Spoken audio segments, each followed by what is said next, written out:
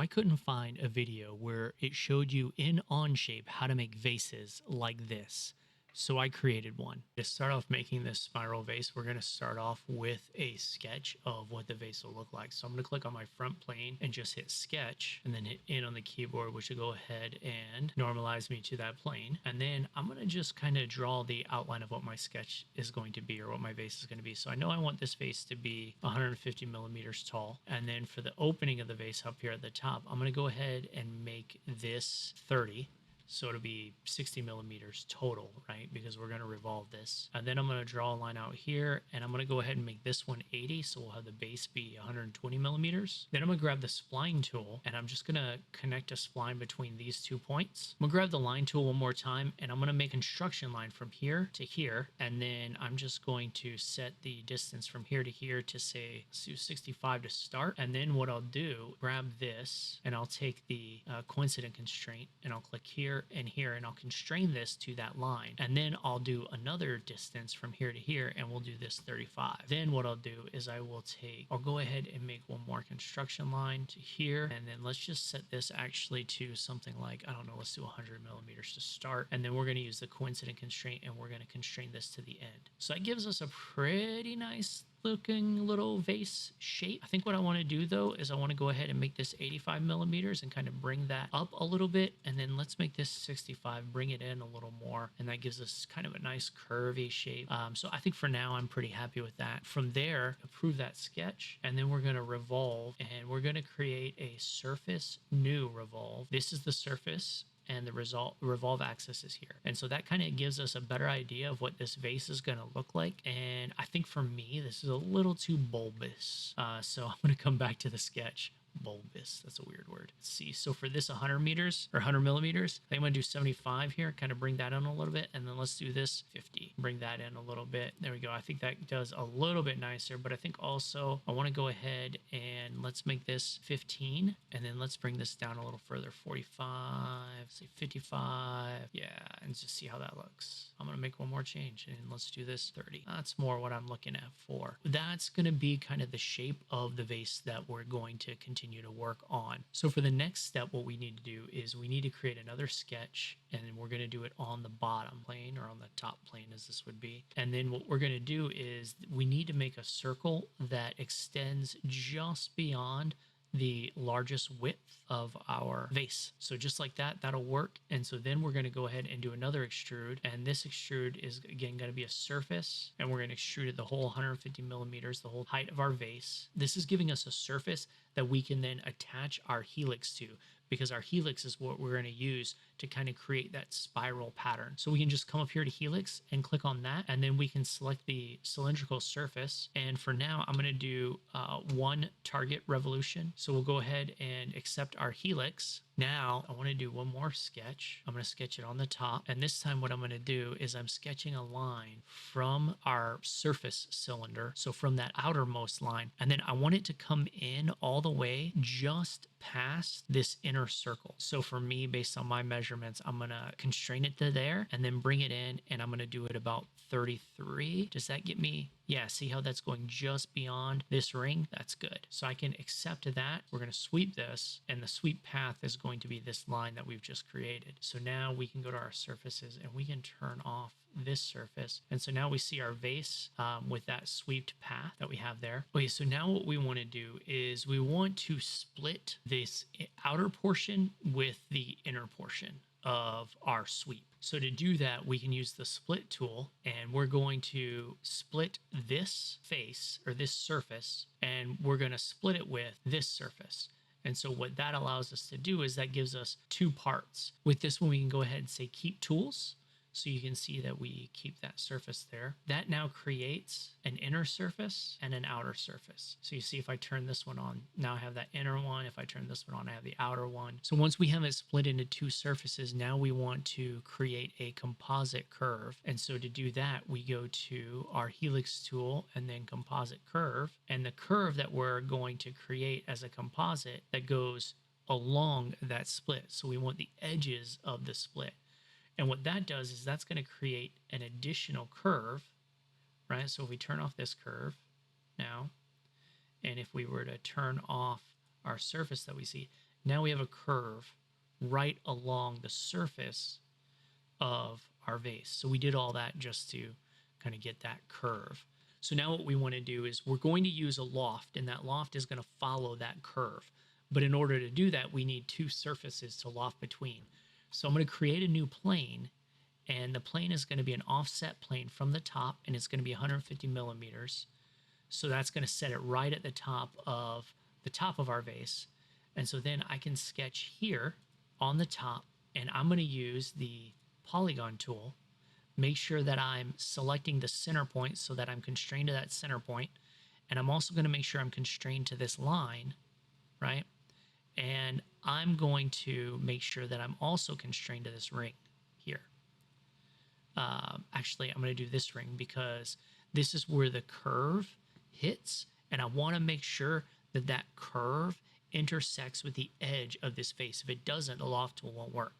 So if I go ahead and click there, and then it says 6 sides, we want to do an even number. I'm going to do, let's do 10. Okay, so there is our first sketch. We're going to do one more sketch. This is the bottom. So we're sketching on this plane, hitting in to center that up. So we're going to use the polygon again. I'm going to select here, and then I'm going to come out to here, making sure that because this is where the curve hits. So I'm going to go right there, and I need it to be the same number, and we used 10 on the previous one. So I'm going to go ahead and do 10. And so then that creates my second sketch. So we'll loft between those two sketches. But before we do, we only have one curve to loft, this one singular curve. Now, if we were to loft just with this one curve, the loft would actually curve along it, which is not what we want. So if we have another circular curve, the loft will actually follow the vase as opposed to doing kind of like a snake pattern. So to do that, we're going to go ahead and go up to the pattern tool. We're going to go to circular pattern. Entities to pattern, we want to pattern curve 2, right? So this is our entities to pattern. So it's this curve that we're going to be patterning. And then the axis, I select the axis. It's like this edge. There we go. Now, I don't want 4 because I just need 2. I need the first one and another one so that loft spins around that circular pattern as opposed to, again, following it like a snake. All right, so now that I have my circular pattern, now I can go ahead and use the loft tool. And so if I use the loft tool, the profiles I'm going to loft this profile onto, need to turn my sketch 5 back on, onto this profile. So now I have that loft. And if I turn off surface 1, you can kind of see what the loft is doing. So then what we're going to do is we're going to use guides, and we're going to use this guide and this guide, use a path as well. And so for the path, we want the path to be this, edges of the sketch. Now you can see that we're actually getting an error. And if you hover over this, it says loft did not regenerate properly, could not loft between given information. Check profile order, guide, profile intersections, and end conditions. Okay, so this is what I was talking about the loft following just 1. So if we have 2, it would theoretically follow both. Now it's not following both, and it's saying that it can't. And the edges, I think I select the wrong edge. I want this edge, this center edge actually. And there we go. So now we have that. Now the section count, this determines how clean your loft is. So if you look down here, if we turn off these curves so they're not influencing our view, you see how this you definitely have some weird curves in here. Well, if we go back to our loft and we increase our section count to, let's say, 25, you can see we get way more purple lines in there. And what that's doing is it's increasing the points along the loft that it shapes the loft to. So, and then when we hit that OK there, you can see that the spiral looks much, much nicer, looks much, much cleaner. Now, the problem we're running into now is this is a solid object, and we want it to be not a solid object. So what we're going to do in order to do that is we're going to use the thicken tool, and we're going to thicken this first surface, right, that we had. With this thicken, we want it to be inside and outside our edges, meaning that if you see here how there's gaps is here, this is pretty close. This isn't too bad. I'm going to say 3 and 3 because it doesn't really matter as long as everything's inside it. Like if you had this was poking out the outside, that would be bad. So we lose everything then, and it's like, oh man, our nice little shape is completely gone. But it's not, it's in there. So we're going to go ahead and get it back by using the boolean tool. So we're going to select the intersect of the boolean tool. We want part 1. Now we got a super nice spiral patterned vase. A couple of things we could do to make it just look a little bit nicer. We can go to chamfer, and we can chamfer this edge here. That just gives it a little more of a vase feel, you know, like it, I don't know, it makes it look prettier. It makes it look like you're a real designer, you know. Probably the easiest way to fix this is to just go ahead and do another sketch on the top plane, bottom plane, whatever. Come in here and make it just about there. So what is that, 58? So we'll make it 58 millimeters just so we have the sketch fully constrained. And then what we can do is we can extrude, and we got to turn off sketch 5. Now we can select sketch 6, and we're on surface. So we want solid, we want add, and select merge with all because we're just going to have it merge with everything. And then the faces, we're going to make sure and select that face. We only need about 3 millimeters though. Now, one good thing to check is if we come in here and we go to section view and we section it off just through the front, this will show you how much you're intersecting, right? Because you want to make sure you got a pretty good bite on the bottom of your vase. We can turn off section view by just coming here and clicking turn off section view. Now section view is off, our vase is made, and so we can then right click on this and click export and export our vase. One additional thing you could do, what's kind of cool with this, is if you wanted to just export this, you have this style vase, but you could also do just one more sketch here on the front, and then you could just make a big box here, something like, and you can dimension it all out. I'm not going to do that, but then what you can do is you can extrude it. You can extrude it all the way to the right and to the left. So do symmetric and do 50 millimeters.